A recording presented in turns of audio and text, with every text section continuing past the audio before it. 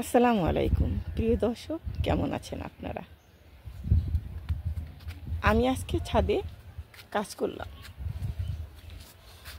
সেই সকাল থেকে এই পর্যন্ত, কারণ ছাদটা সুন্দর করে গোছাতে হবে। আপনারা অবাক হয়ে যাবেন যে কিভাবে এটা সম্ভব হলো।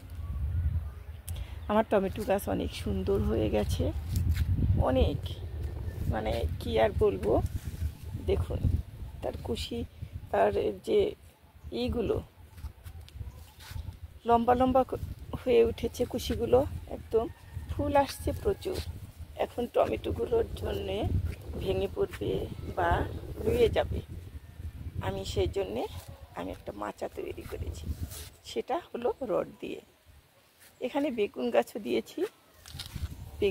দিয়েছি, এখানে বেগুনে ফুল আসছে দেখুন। তো এটা অনেক লম্বা হবে, মাচার উপরে ধরে থাকবে, কোনো সমস্যা হবে না। এখানে প্রচুর বাতাস আছে, দেখতে কিন্তু বেশ লাগছে। এটা আমার প্ল্যান, আমি নিজের থেকেই করেছি। কয়েকটা বেগুন গাছ লাগিয়েছি এখানেও, আবার এখানে তো বেগুন চলে আসছে কলি। এখানে দেখুন গাছটা কত সুন্দর, দেখুন কত স্বাস্থ্যসম্মত, দেখতে ভালো লাগছে। ওদের কাছে আসলে যেতে ইচ্ছে করে না, কিন্তু যেতে তো হবেই, বাসায় অনেক কাজ। তারপরেও আজকে শুক্রবার, আমি গাছে যে পর্যন্ত খাবার দেওয়া দরকার দিয়েছি, তারপরে এখন আর দিতে হবে না, বেশ কিছুদিন দিতে হবে না। এখানেও টমেটো গাছ লাগিয়েছি, দেখুন চতুর্দিক দিয়ে ঘুরিয়ে।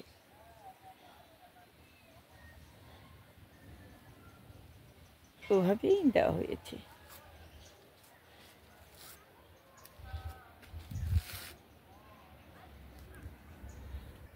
যে মাচাটা আমি তৈরি করেছিলাম, এটা এই প্ল্যানেই করেছিলাম, ওদের দিয়েই। যারা এসএসসির মিস্ত্রি, এগুলো অনেক ছিল আমার বাসায়, ওগুলো আমি করে নিয়েছি। কারণ এটা ভেবেছি যে গাছগুলো কিভাবে থাকবে, কাঠি গাড়া যাবে না, তারপরেও বেশি সম্ভব টাইলস করতে হবে। মানে টাইলস করলে তখন এক পাশে ইট করে টাইলস করে সুন্দর করে করে দিব, যদি আমাকে আল্লাহ বাঁচিয়ে রাখে, তবে দেখতে সুন্দর লাগছে। এখন মাচার উপরেই টমেটো ধরে থাকবে, দেখতে বেশ লাগবে। খুঁটি টুটি দিয়ে একটা খুঁটি হলেই যথেষ্ট, শুধু গোড়ার মধ্যে। তারপরে দেখুন টমেটো কিন্তু চলে আসছে অলরেডি। এই তো, এগুলো রোজার মধ্যে হয়তো খেতে পারবো, কিন্তু কাঁচা টমেটো আমার কাছে বেশি ভালো লাগে। গাছের থেকে উঠিয়ে নিয়ে ভর্তা অথবা মাছ দিয়ে রান্না করলে অনেক ভালো লাগে, খেতে অনেক সুস্বাদু। ফুলও অনেক আসছে মোটামুটি, দেখুন পাশেও, তারপরে এইখানেও আসছে। এই তো, এটাই তো প্রচুর আসছে। এই তো এখানে, তারপরে মাচা, এই যে দেখুন, দেখা যাচ্ছে কি যাচ্ছে, কলি আসছে। দেখা যাক কোন পর্যন্ত কি করতে পারি। ছাদটা আমার আশা আছে অনেক সুন্দর করব, সুন্দর ডেকোরেশন করে আমি সাজাবো, সেটা আপনাদের দেখাবো।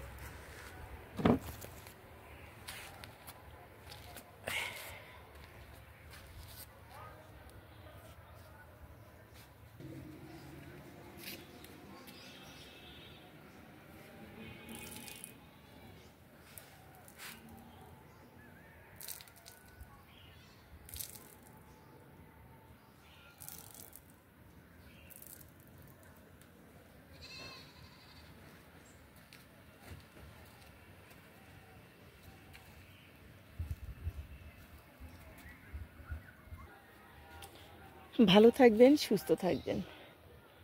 আপনাদের জন্য দোয়া রইল, আমার জন্য দোয়া করবেন।